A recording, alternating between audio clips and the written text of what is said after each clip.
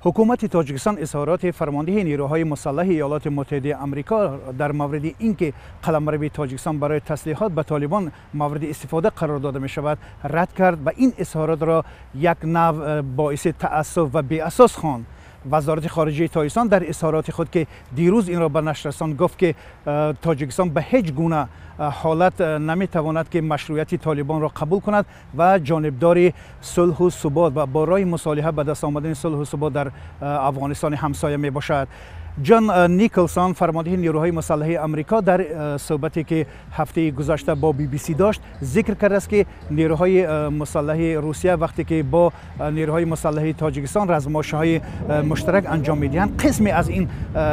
سلاح‌ها را در اینجا میگذارند و این سلاح‌ها برای طالبان قاچاق کرده می شود. همین گونه وزارت خارجه تاجیکستان میگوید که این ادعاها بی اساس و نادرست است و تاجیکستان همیشه